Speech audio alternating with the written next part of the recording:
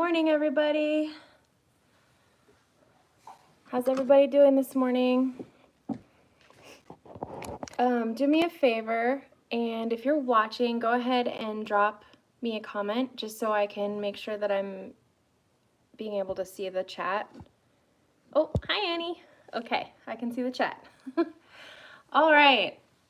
So today I am on my own for the demo. Annie's gonna hang out in the chat, maybe at least for part of this.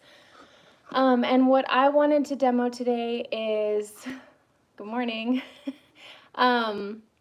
We have an impression die spotlight this week that is a whole bunch of different hand dies. And I just shared a link in the Potter People Facebook group for an article that I found really interesting that was all about like the Victorian era's obsession with disembodied hands.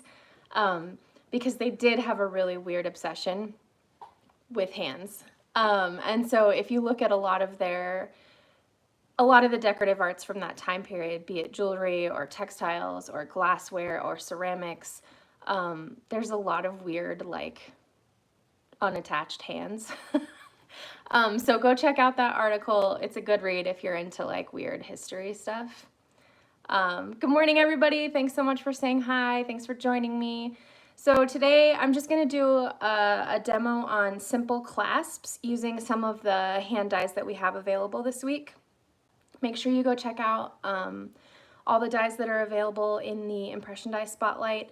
They're at Potter USA under the Facebook Specials category. And they'll be available through, I believe, Sunday evening at midnight Arizona time. So go check those out this week. I'm gonna flip my camera around and show you, I took a bunch of stampings of several of the hand dies so that you could see them. So let me flip this around and I'll show them to you. Okay, woo, sorry. All right, let's take a look. I don't have a stamping of this one with me, unfortunately. I left it at the shop and I'm working from home today. But this die is really beautiful. It's a hand holding like a bunch of flowers. Annie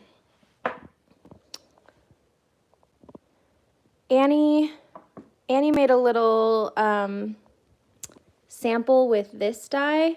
It's like a little peace sign with a bunch of little hands. I stamped out just one of the hands because I want to, and it's really tiny, so it's a little bit hard to see. But I want to use this hand as like a tab on the edge of a bezel to set over a stone, kind of like a prong. So I'm telling you so that I'm accountable and I have to finish my sample. This is one of the hand dies. It's two hands holding a rope. And some of these, like, we're pretty sure were like secret society symbols. We have a lot of like shaking hand dies. We don't know all the symbolism behind all the things, so you guys can research that if you'd like. This is a really good one. I feel like this one sends a really like political vibe message, but I'm sure you could use it for lots of different things. We have a few different shop plates up right now that are all really good. This one I think is my favorite. It has three really good hands. Two are forward facing, one is reverse. And I pressed these solid. I didn't press out the whole thing because I really like just the hands. I don't really like the weird decorative sleeves.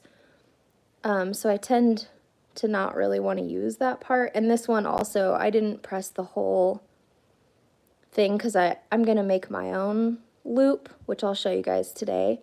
So that's an option. You can press solid or sheet, and you don't have to press the entire thing. You can press just an area of it.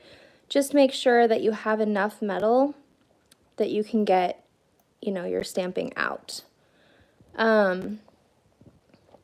This is a customer favorite, this hand die. And this one, I believe, is part of a shop plate right now. In the past, we've sold it separately. And then this one is fun if you're like a casino person or a card player. I made some fun earrings with this a while back that Adolfo's wife actually has now. But I'll try to find the video of those earrings and share it in the group later. And these are just some of the dies that are available. We have others that I don't have here. This is a brand new one that just came in with our new room art collection, and it's so pretty. I can imagine stamping it in silver, piercing it out. I would remove this bead or ball or pearl or whatever this hand is holding, and I would put like a bezel set stone, maybe like a teardrop shape or something right there. I think that would be really pretty. Okay, but what we're really here for, oh, actually, here's a couple more. So this is a clasp I made just to advertise this demonstration. It's a hook and eye clasp. We'll talk about these in a second.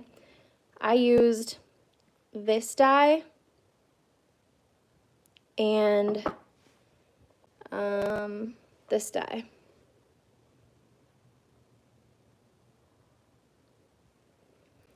So those are also available options. Okay, let me put my camera in my little holder here so I can stop shaking you around. And we'll look at this stuff.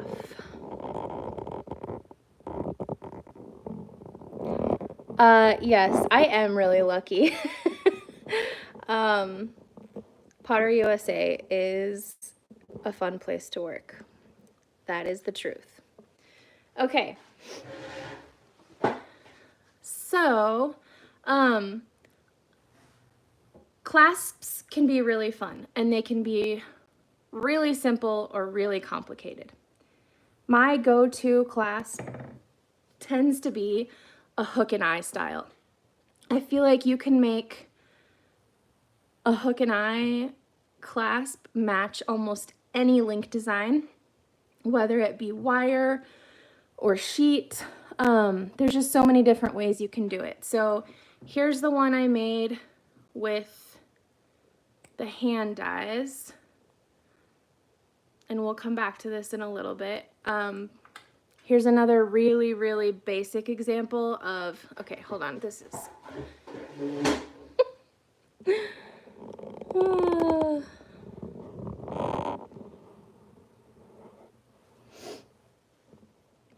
so this was just made with wire and it was forged, really basic hook and eye.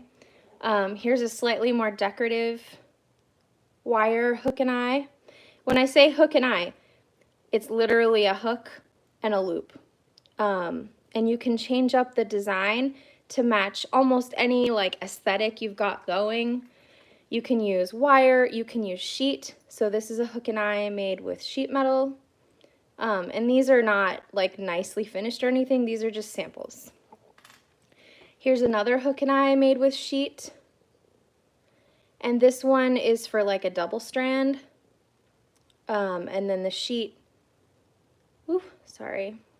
is just bent up into that hook.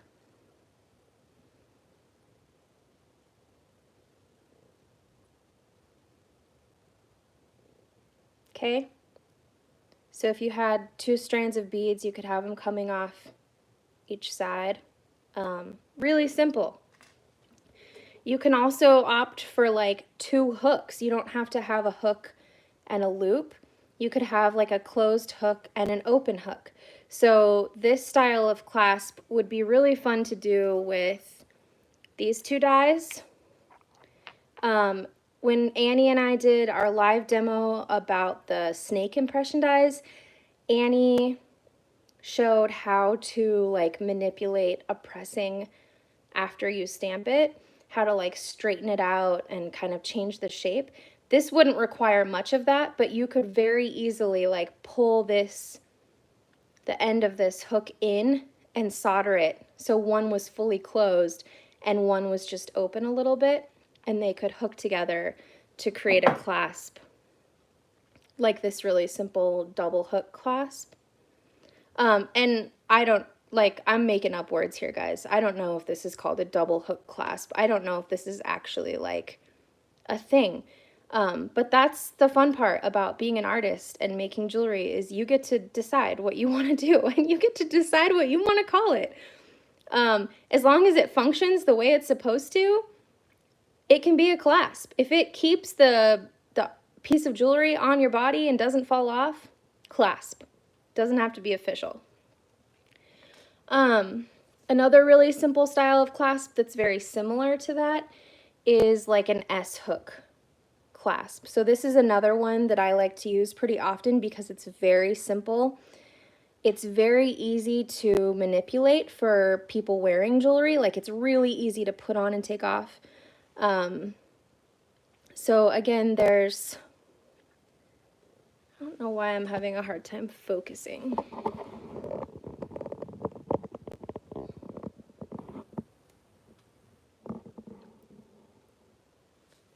There is one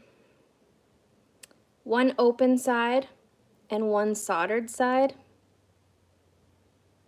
So this doesn't have a chain on it, but you can imagine if it did, this is the side that you would slide on and off to open and close the clasp, and this side would remain shut. So that's a really simple clasp style. This is similar, a little bit larger. It's forged instead of, you know, this one I melted. I balled up the ends of the wire. This one's forged flat and hammered with some heavier wire. You can make small changes that change the overall feel of the clasp. And then Annie and I also did a toggle clasp demo. So if you go back in our lives, you can find that one, and we talk about how to make a toggle clasp. But it would be fun to do a toggle clasp where you had a loop with a hand like this, and then the bar had like a hand on each end. That would be kind of cool, kind of creepy. So think about toggle clasps. And then I'm going to show you a couple of like slightly more complex clasps. They're not complicated. You're going to have to use your imagination a little bit for the hand part of it. I don't know the name of this style of clasp, but it's basically like two C's that are just open. You cut an opening that is barely the diameter of the wire, and so it's just a little bit smaller. So like this can't come out through there. The only way the clasp can open is if those two openings are lined up. Then you can open it out. And the way that gravity helps this clasp work is that these are never going to line up when there's weight on the necklace. The beads or the chain or whatever are going to pull this so that there's tension here, and you have to like physically make an effort to line these two areas up. It's not going to fall open. So that's a really simple clasp that you could make. Here are two different styles of basically the same thing, and I thought this would also be fun. It's basically the hook and eye, but on both sides there's a hook, and the eye is like a closed circle in the middle. So you could solder one side down, lock one side down. They could both be open if you wanted. But these pieces just slide on that loop. Sorry, holding too many things. So if you wanted to make a clasp like this with the hands, what I think would be kind of interesting is, and this is where you have to use your imagination. You wouldn't have sheet here. You would have a stamping of a hand. So like, you know, imagine this hand, and the back side would have a hook coming out of it like this. So then on the front of the clasp, you'd have a hand going this way, a hand going this way. Both would have hooks underneath, and then you have that closed circle in the middle, if that makes sense. If not, don't worry about it. I'm going to show you a different type of clasp. This is a no-stress demo. So this one was done with sheet. This one had wires soldered for the hooks. But get creative with your clasps.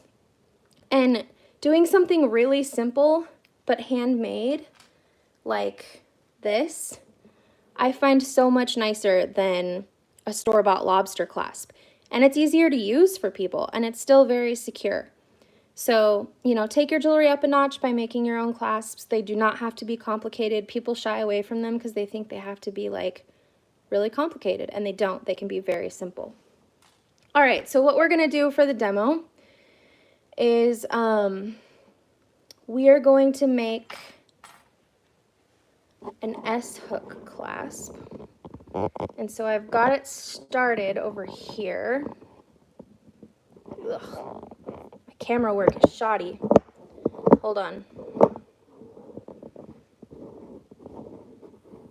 Sorry, guys. It's not as easy as it looks. Okay. So I'm going to show you how to form an S-hook like this. I have one side of the clasp already done, but I'm going to show you how to do this as well. And we are going to press solid, and I'm going to show you that starting from like step 0. So I'm going to move my camera. We are going to melt some scrap metal into a little blob of silver so that we can press solid. I know, Annie. My camera work is probably horrible. All right. So here I have, it's not my regular soldering area, but I have some stuff set up for the demo. I'm going to put my camera in my other little camera holder here so you can watch me melt some scrap.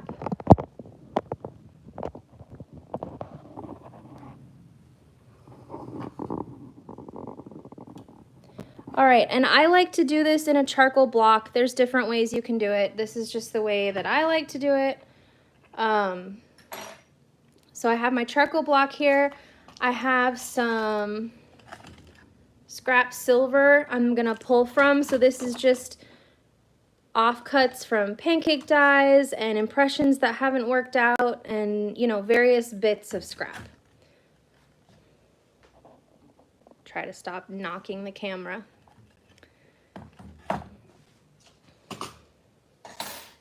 And this is the die that we're going to be using for the demo. So when I melt scrap metal, it's kind of a guessing game as to how much scrap you need to fill that space. And what I actually tend to do is when I want to work in my studio, but I'm not feeling particularly creative and I don't really have something specific I want to work on, I take my scrap and I just melt little blobs like this, and I keep them next to my hydraulic press. So then when I have something I want to press solid, I have a variety of little silver blobs to choose from already ready to go. And I don't have to worry about guessing how much metal I need. I just make a bunch of these in different sizes, and then I have a pile ready to use. So that's something you can do if you're like wanting to work out in your studio, but you don't really know what to make. You might be in like a creative funk or something. You know, sometimes we just have those days. All right, so I'm gonna guess how much metal I need. I'm looking for some smaller pieces in my little scrap pile here. And I'm gonna put them in this little depression in my charcoal block. I carved this. I literally just used like the butt end of my tweezers, and I just like ground out a gentle curved area where I can melt things, kind of creating like a small crucible with my charcoal block. And I'm gonna put some extra scrap pieces over here just so I can make a couple blobs, Or if I make my blob too big, you know, I have more metal, I can make a smaller one. All right. Have my torch ready. Oh, hold on. I left my striker at my soldering bench.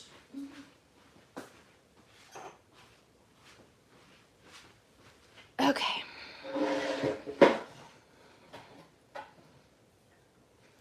Tell me in the comments if you guys like the hand dyes or if you think they're creepy and weird. Because I think a lot of people think they're creepy and weird, but I think they're really cool. I don't know why. You know, one weird thing that the Victorians did, they had a very, what's the word? They were very interested in death and their own mortality and this idea of like being forgotten and remembered after they passed. And so one of the things that they did was they would make death masks of people that passed away. They would take like a plaster casting of someone's face so that they could remember them after they died. And you have to remember, this was when photography, you know, wasn't accessible like it is now. And so people had different ways of kind of preserving the memory of their loved ones. It's kind of interesting. But another thing they would do besides the death masks were like death casts, and sometimes they would do hands. So they would do like a plaster cast of hands, and then they would just like, I don't know, keep the plaster casting of the hands on their shelf. Kind of interesting. Okay, so I was rambling while I was doing that, but I melted the metal. I pulled the torch away. Sometimes when the metal cools really fast, it kind of like recrystallizes weird. These are not the scientific terms. I don't know the scientific terms. But it gets kind of this grainy texture, and I don't like that. Sometimes it makes it a little harder to press into my impression die. So I kind of brought the torch back and pulled it away, you know, pulled the heat away slowly, and then you get like a smoother solidification. So there's one. I'm gonna do, well, let's look at our die and see. Oops, sorry guys. So that will be plenty for the hand. Again, I'm not trying to get up in this sleeve area. I'm not really worried about that. We'll make one more just so we have more than one to work with. I'm gonna quench it. And then we'll go pickle it, but let's melt one more just so you can see it one more time. Oh, Annie, I know your team creepy.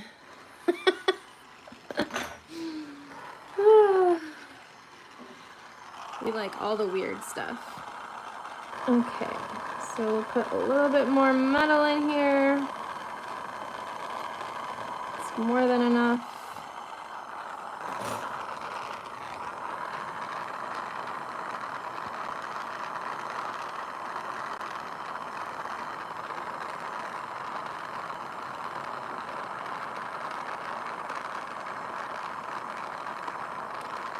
I could literally do this all day.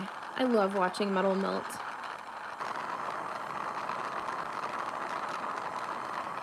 Okay, and again, I'm just gonna kind of pull the heat away slowly so it cools more slowly and I get like a smoother surface.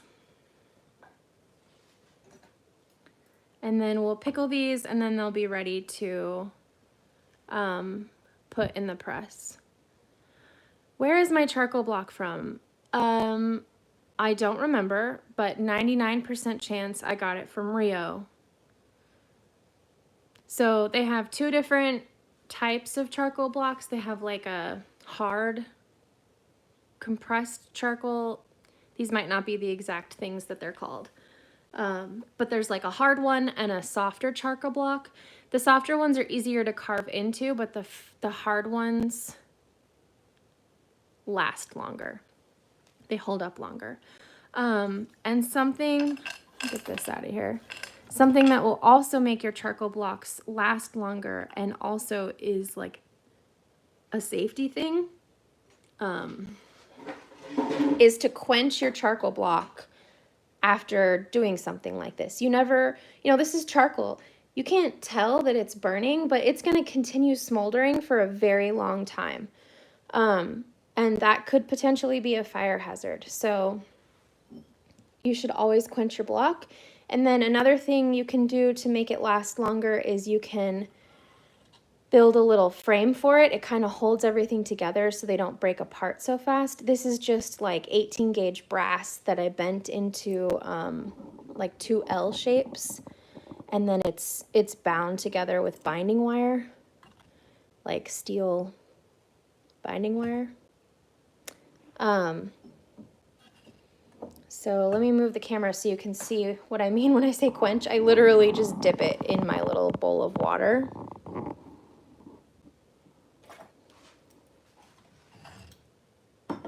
This bowl is really small.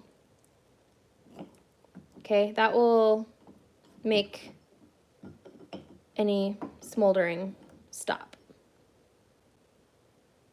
And it will keep your blocks usable longer. Extend the life of your blocks. Okay, so I'm gonna leave you guys here for a second while I go drop those in the pickle. Be right back.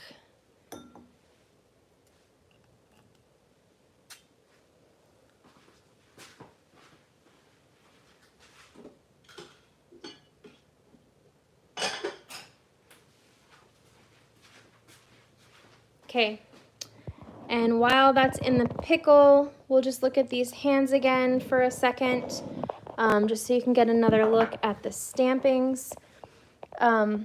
This one, some of our customers have made some really fun and funny things with this hand.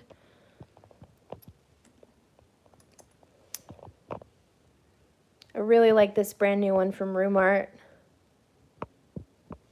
I feel like someone could make some really cool, like, political statement jewelry with this hand. I think this one is called, like, Solidarity on the site, I'm pretty sure. And I feel like you could do something really cool with these little hands with the rope in the middle.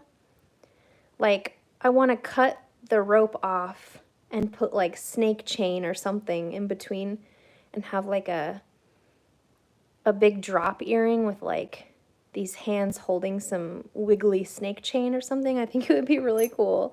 Haven't done it yet, but I have ideas.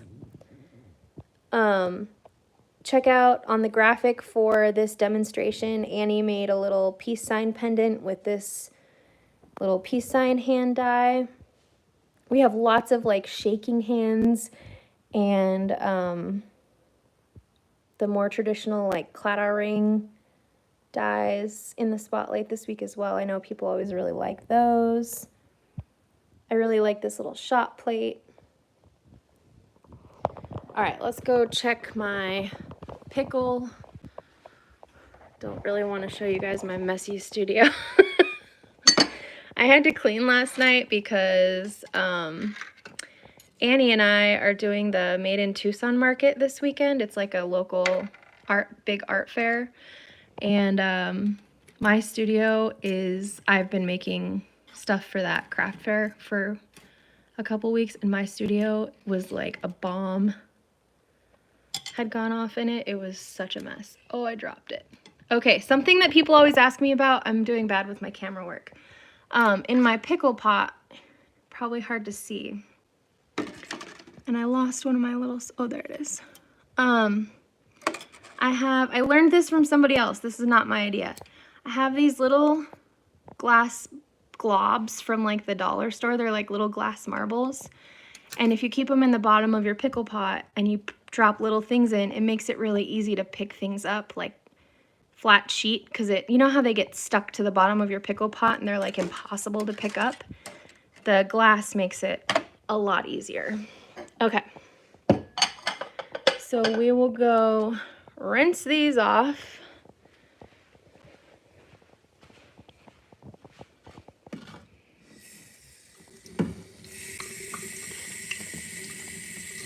They definitely could have pickled longer. I didn't turn my pickle pot on early enough this morning. They're still pretty dirty, but it's okay. We're not stressing about this. All right, and then we're gonna come over to the press, and I will put you in the camera holder so you're not getting motion sick from my bad camera work. Okay, and then let me grab the dye.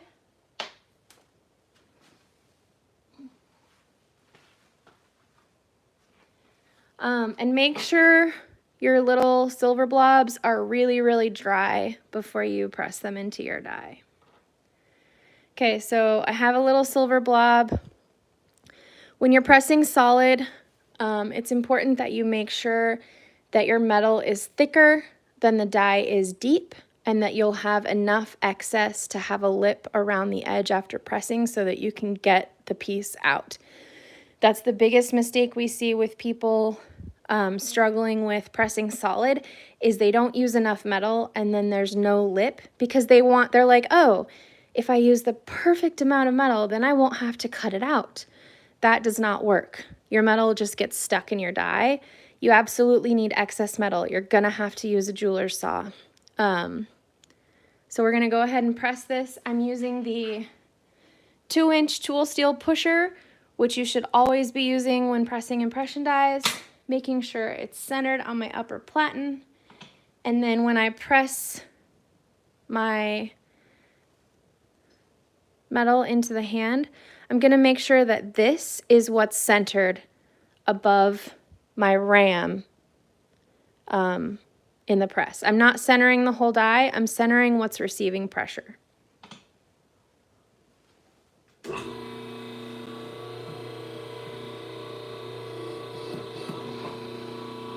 So I pressed it, I'm rotating it a bit and then pressing again.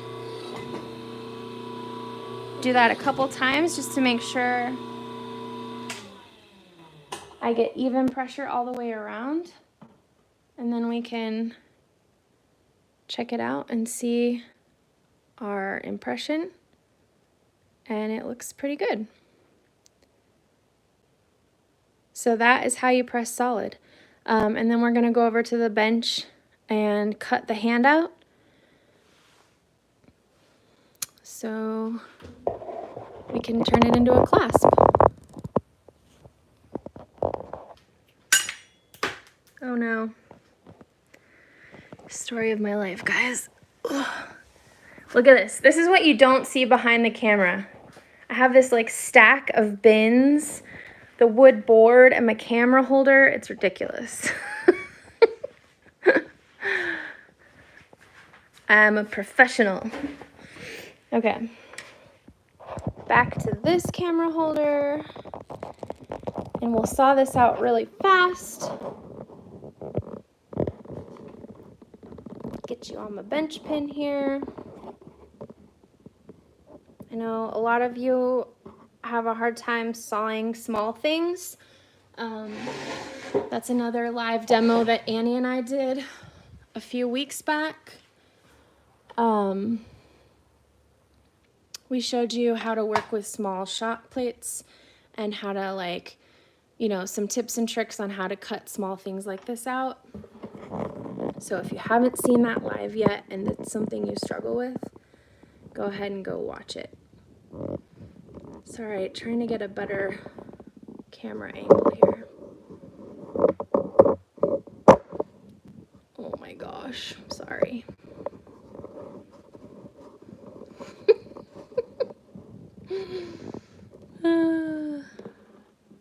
Okay, I think I have a better camera angle, but now will my saw fit in here?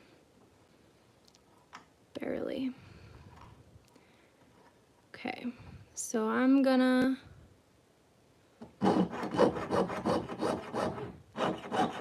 saw around that lip.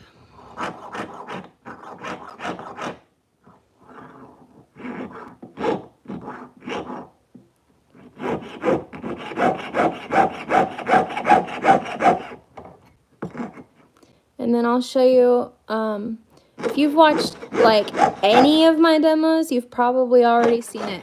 But I have a favorite flex shaft tool that I use for everything. So we'll use that to clean up whatever I don't do a good job sawing.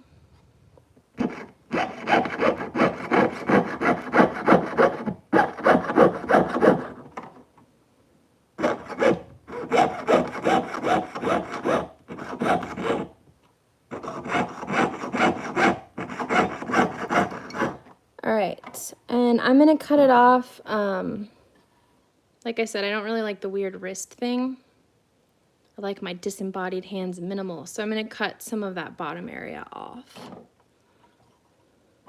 Trying to hold it so you can see what I'm doing.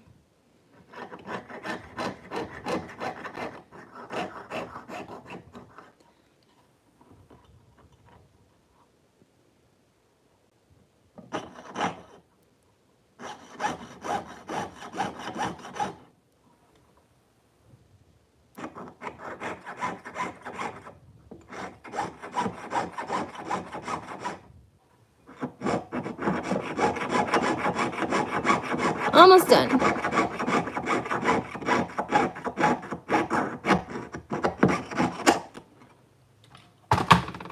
Okay. So we got that sawn out.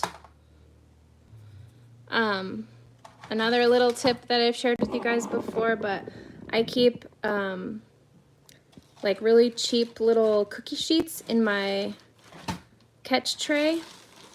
So, I'll show you. So I can swap them out. So I have one, like a dirty, gross copper, grinding one. And then I have my silver scrap, and I can just swap them out for whatever I'm cutting on my bench pin and catch my sweeps. It's a handy little tip. All right, so now I'll show you the flex shaft tool that I like to use. This is called a PSA sanding disc. They come in little sticker sheets. So this one, I've used most of them, but there's one sticker left. They're little round stickers with a plastic-backed sandpaper grit. And they come in different grits of sandpaper. I typically start with the one that's like a 220 grit, so that's what's on here now.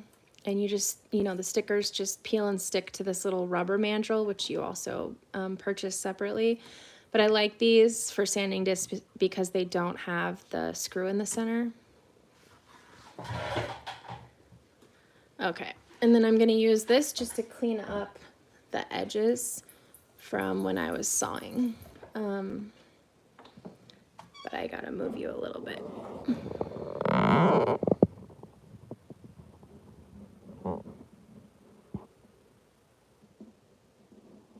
Okay.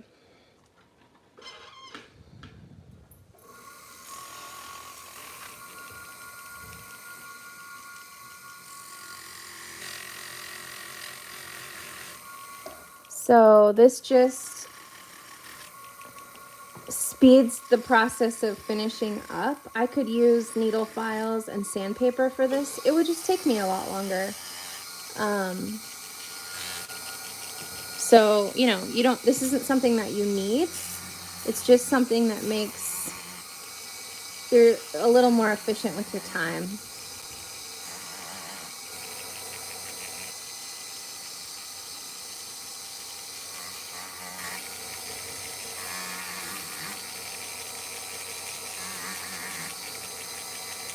These little pieces get really hot really fast though.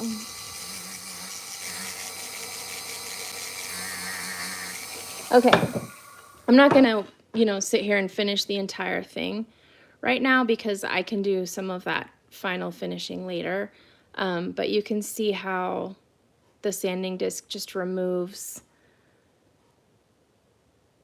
some of that excess metal. So like here, I've done that area. I haven't done in between the fingers or anything yet. We'll do that later. So the clasp I'm making, again, just to remind, is an S clasp. And I have one side with the hand already started. And then we need to solder a ring onto this hand. And then also each of these will have a jump ring on the other side of the hand, so it can attach to a chain or a strand of beads or whatever we decide we want to make it. So we'll solder, I'm going to solder a slightly smaller jump ring on this side.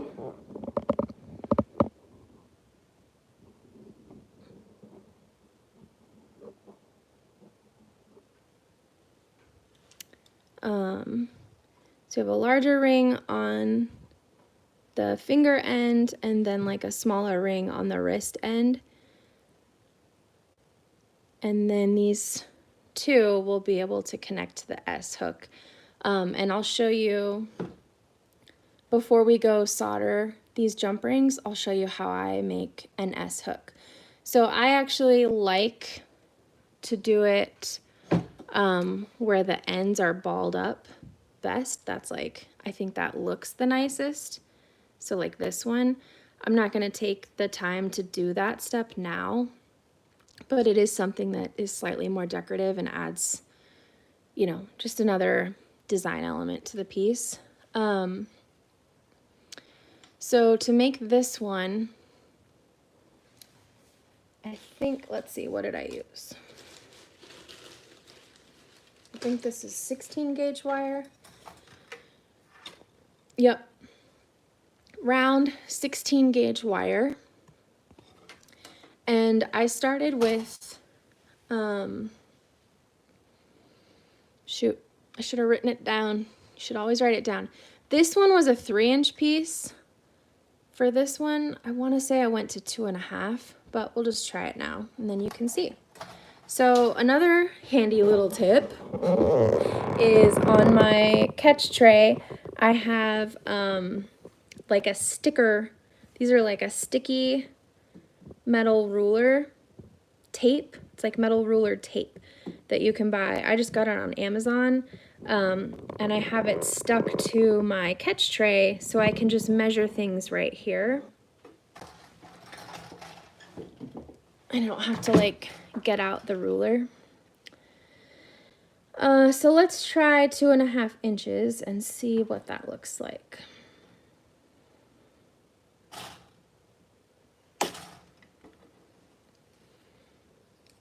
Okay. So I have a 2.5 inch piece of 16 gauge wire here. We're gonna smooth out the ends. Bring you back up to the bench pen. Just kidding, I'm gonna drop you on the floor. I miss you, Annie.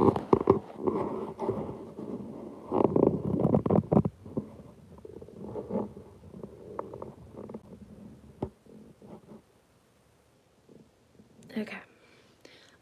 And something that you can use to round off the ends is just, you know, your regular jewelry files. You could use a cut burr. Let's see if I have a cut burr handy to show you.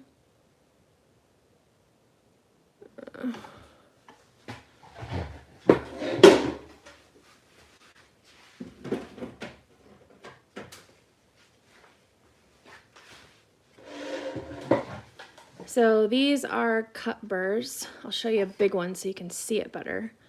It is a concave burr with teeth on the inside edge, and it rounds off the ends of like wire.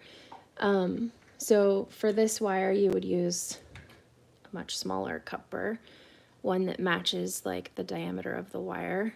So like this would be a perfect fit. And you put it in your flex shaft and spin it on the end of the wire, and it rounds it off into a perfect domed wire. And so these are often used for like the ends of ear wires, for prong tips, things like that. So you could use that. I tend to just use my file because it's really fast.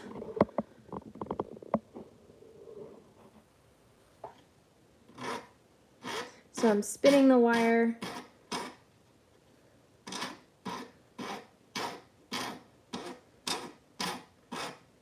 Using the file to just ever so slightly round the end of that wire.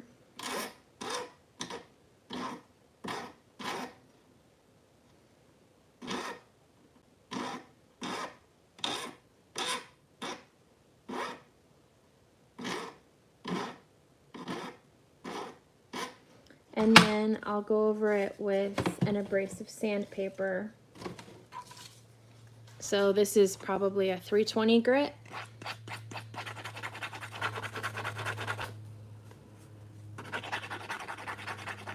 And I'm just spinning the wire as I sand the end to just smooth and round.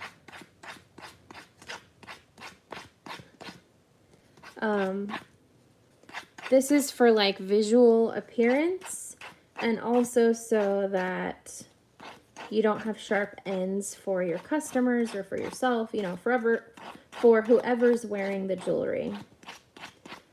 So I've just smoothed the end. I know that's like hard to see, it's really small. Okay, and then I just use pliers to bend the S-hook shape. So the ones I tend to reach for most are these like stepped pliers, just because they're not tapered. They have steps of different sizes, so I know I'm gonna get an exact same loop side on each side. Like these are both gonna be the same curve.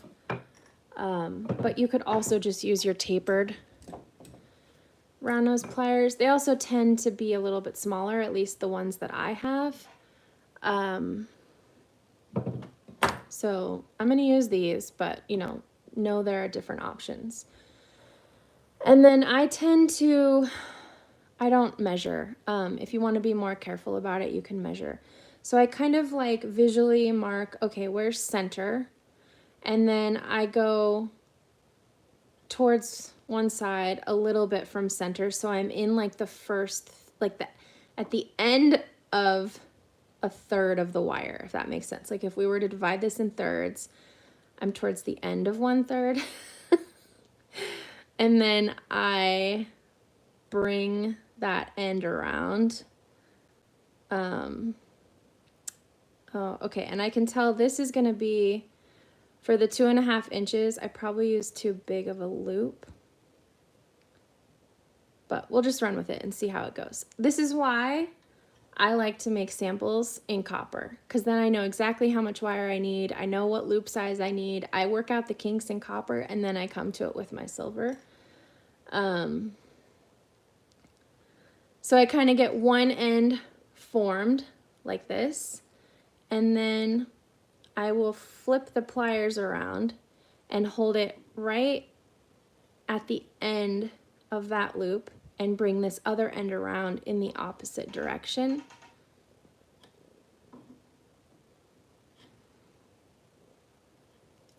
So you can see I didn't have quite as much wire on this side, but that's okay. All right, so now we look kind of like this. I was probably a little too far to this side when I did that first bend, but we can even it out and it'll be fine. And then at the ends, I like to kind of flare these ends out like that. So I do that with the tip of my round nose pliers. Just grab towards the end there and then kind of flare it out. And I'll do that on both sides.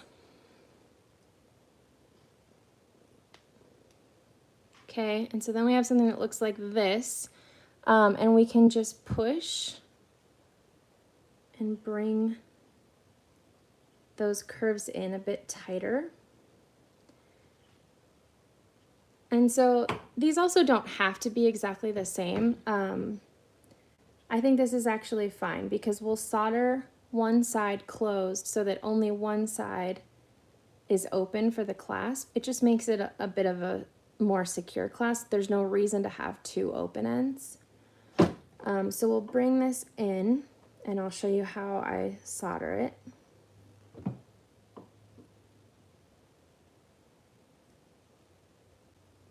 All right, so that end is tight. This end we're gonna leave open. And when we go over to solder, we're gonna solder a few more things so we can do it all at once. So we're gonna solder that. We're also going to solder the jump rings on the ends of these hands. And these are the rings that are gonna connect like our bead strand or our chain or whatever type of necklace we're making this out of. So this jump ring down here, dang it, I dropped a ring. All right, let's get some of this junk out of the way. All right, so that, move over here. This one, okay, so I need to, these are open jump rings. I need to just close them so that they're ready for soldering. So I'm gonna do that really quick.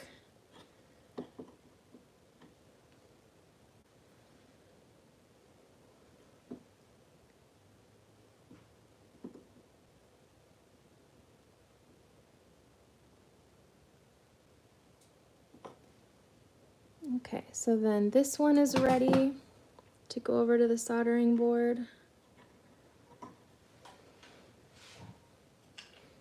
And then this one we also need to close.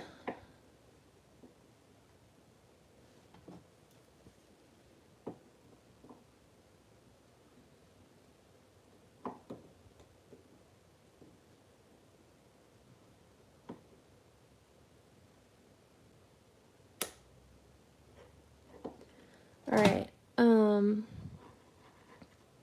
and I am going to, so I have the ring for this end, I need a ring for this end, so I'll show you how I get that ready.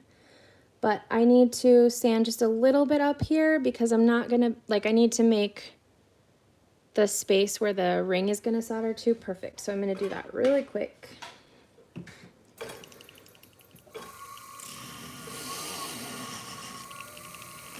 I can sand the rest of it down later. But this spot needs to be good now.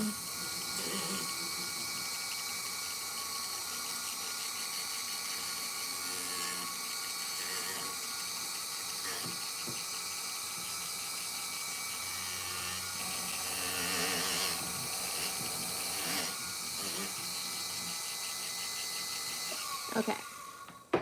And then for the end that's going to connect with the S clasp, I want you to note on this one, I didn't just solder the jump ring to the tip of the hand. I actually cut a section of the ring out, so it's soldered in two spots. It's soldered here and it's soldered here. You can see there's like a visual difference, but there's also a strength difference for that. It's stronger when there's 2 points of connection rather than one, and you definitely want your clasps to be strong.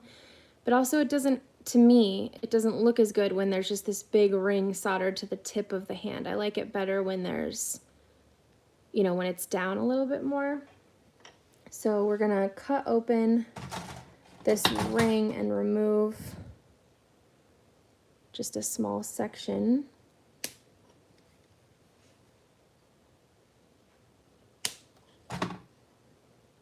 And then file those ends so they'll be nice and flat for soldering.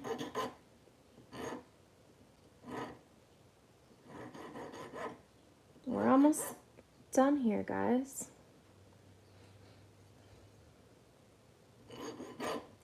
Thanks for joining me this morning. Sorry that I don't have Annie here with me, but we will most likely resume our demos together next week. I don't think we've planned that far ahead. But usually we do our demos together on Wednesdays. Okay, so then you can see it'll solder in, you know, like that. Just gonna sand a little bit more on here, and then we'll go to the soldering area.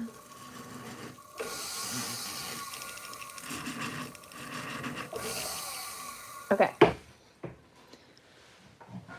1 second, I'll move you over here.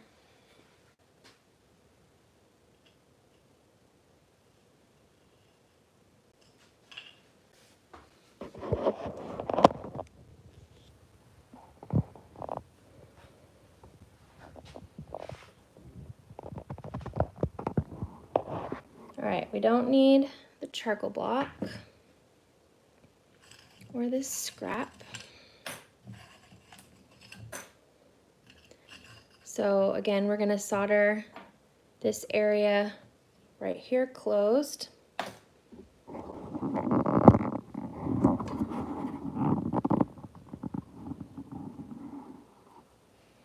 And then we're going to solder a ring here.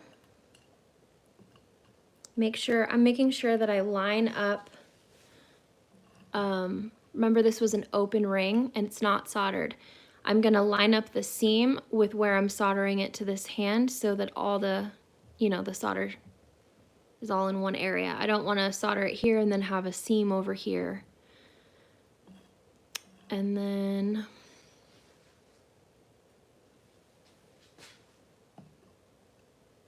same with this one. Make sure that seam is lined up at the base of the hand. And then this is going to be here. Okay. And then we're going to flux all the points of contact where we want solder.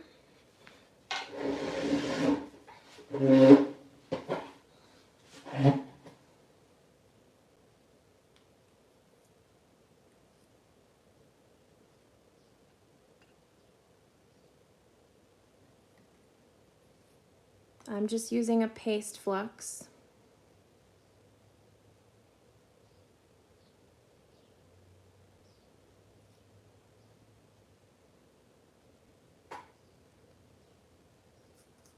And my flux is kind of chunky right now, so I'm trying to, as neatly as possible, flux those joints. I have more flux on here than I need, but that's okay.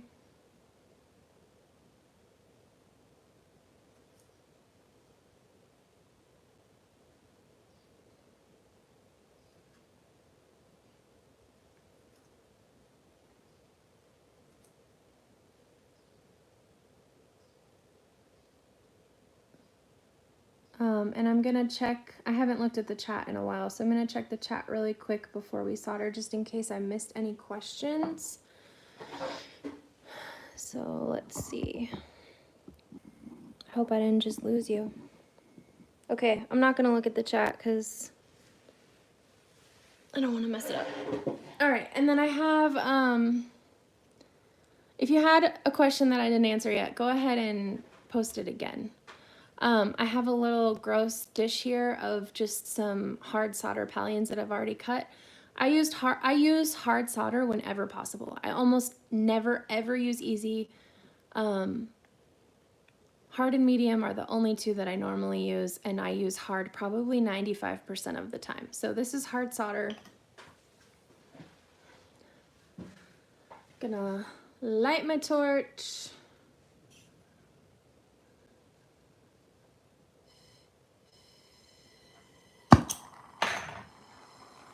We're gonna do the S hook first because that's gonna be the easiest one. Got a little solder chip here. We'll ball it up, get it ready to go.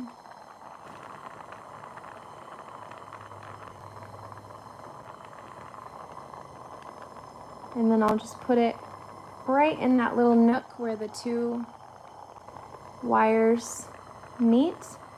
And I'll just heat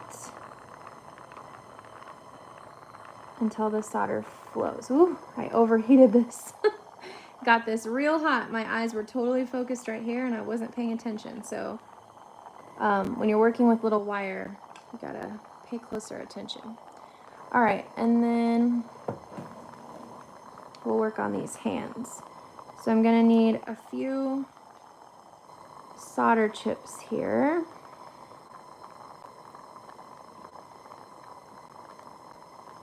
I'll start with 4.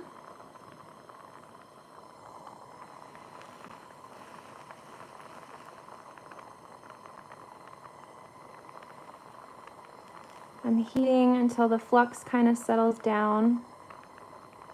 I had more flux than I needed on there.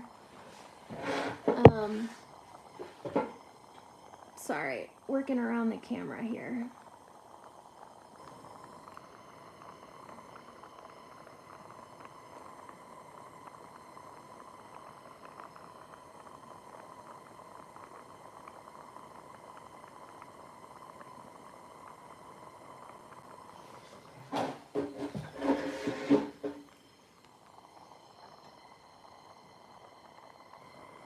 Okay, that's placed where I want it. I'm just gonna heat until the solder flows and hopefully joins the two pieces.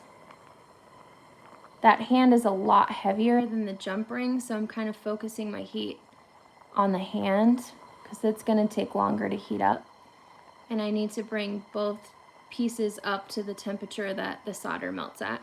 Okay, the solder is flowing.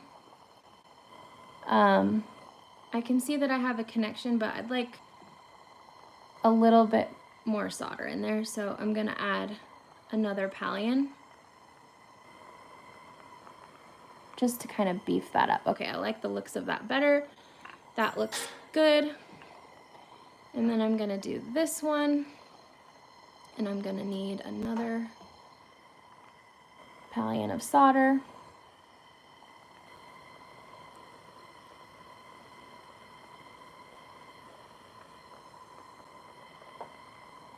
Okay, so we will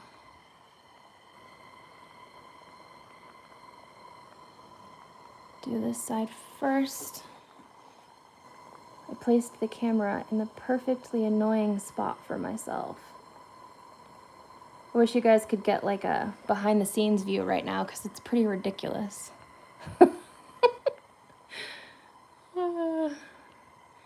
Okay. My solder fell in between the two, and I could just go for it, but I don't like that. So I'm gonna fuss with it a little bit until I'm happier with the placement.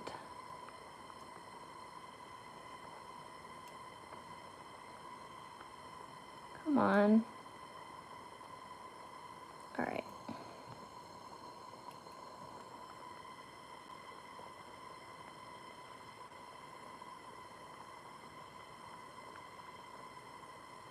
Like, does not want to come off my tweezers.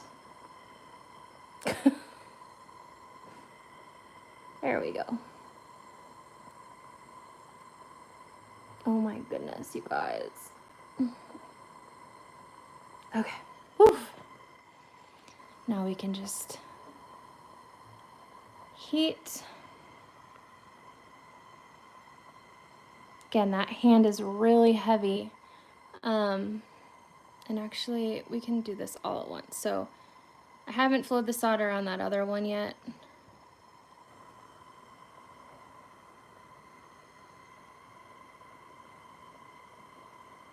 But I can place these.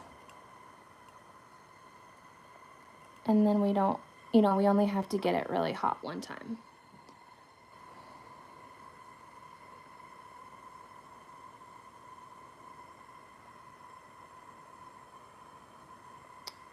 I could keep things from moving.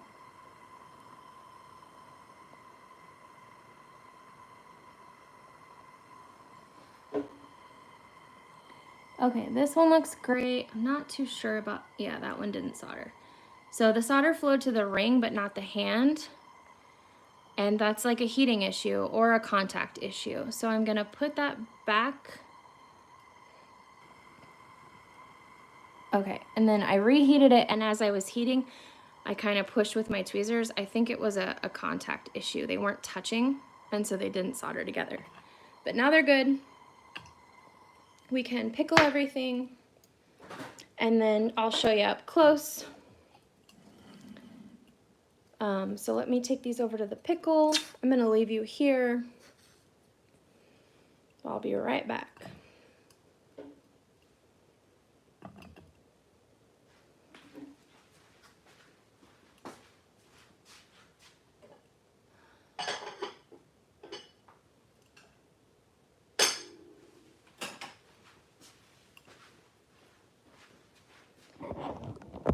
Okay, let's see if I can figure out how to see the chat.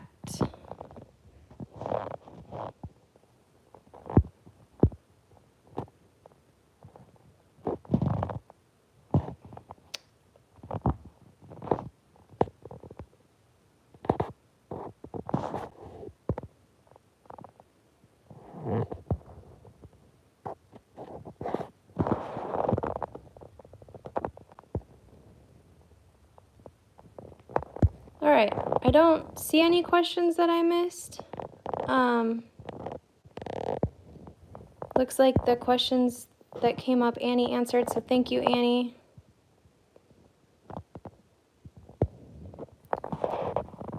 I'll put you guys on this view for a minute so you can stare at these sample clasps for a second while I go back over to the pickle.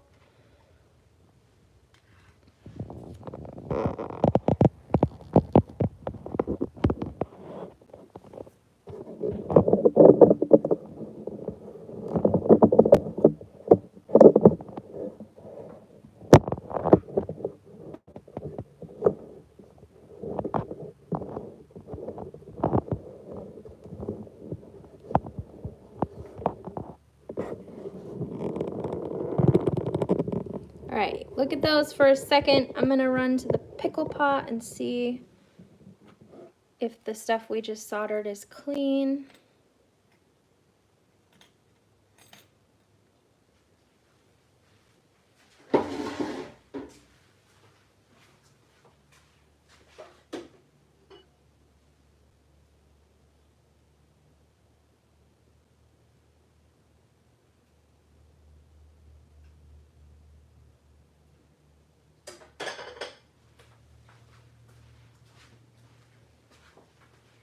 Okay, it needs another couple seconds, but here's what I was thinking. I think these hands would be really great for just like simple strung pearl necklaces.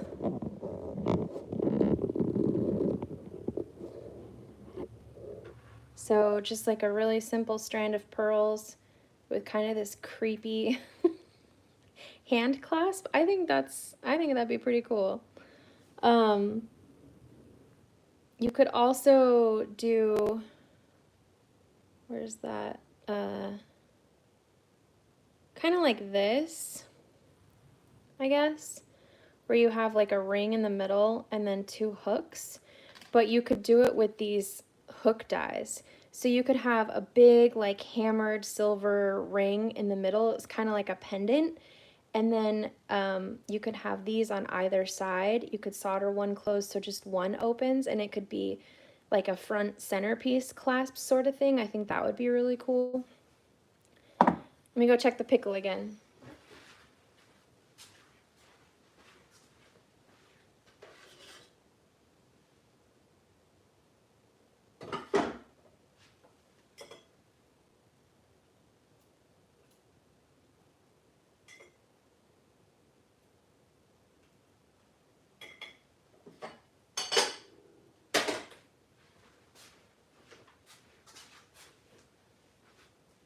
Okay.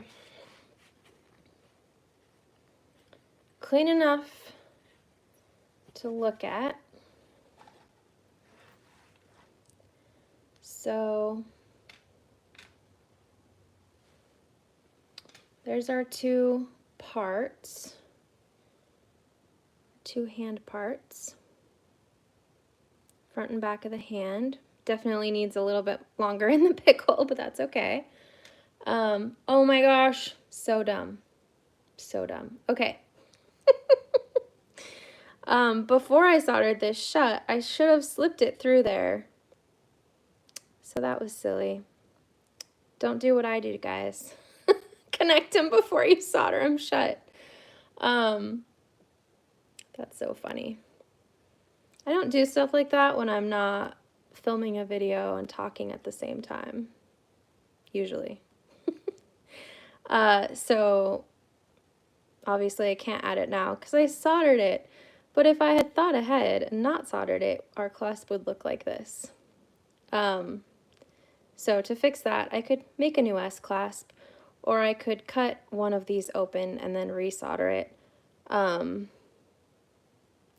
really, the second hand is like kind of unnecessary. You could just have the strand of beads connect to this, but I like the look of the front and back of the hand, so I think this is a cool clasp. Just, you know, pay attention when you solder. We could use this one I made that I haven't soldered yet. Okay, so put it together like that. Now go solder it. And then there's this.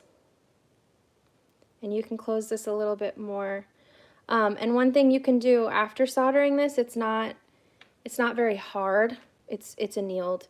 So if you want to work hard in the metal, you can take a planishing hammer and hammer this.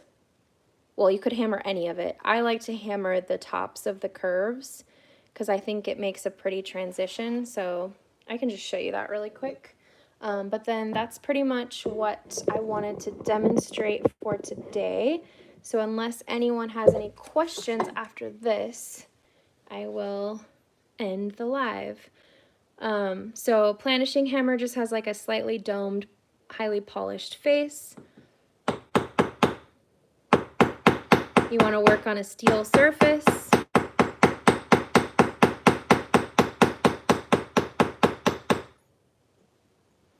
And this work hardens the metal. And you get a pretty transition from round to flat that's very subtle, but also really pretty. Okay. So make sure you go check out on Facebook specials all of the hand dies we have available. Oh, and I have a couple of the new monthly dies I wanted to show you just before we end, since I have you here. This is one of the new monthlies. I'm gonna make some earrings with it. So I cut the leaves apart, but I have plans to make a hoop like this way because when I pressed this, that's all I could see. I really like the texture in this die. It's really nice. These little tiny crescent moons are adorable. They are so cute. These also came in our new collection from Room Art.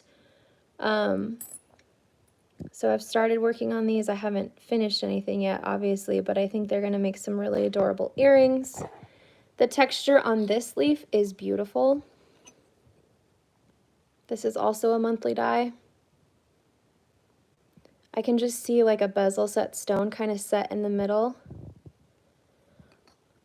Oh, sorry, what was the question? I don't know why I can't see like if I don't see the messages right when they come in, I can't see them. Oh, here we go. On the hook hand, what gauge sheet do you recommend? Thanks. I think I probably used 18. Most likely. This is another monthly. This ring, it's really pretty. It presses really easily. I just used a heavy gauge round wire. And then this is a daily die for April 4th. I have no idea what today is. That could be today. It could be yesterday. I don't even know.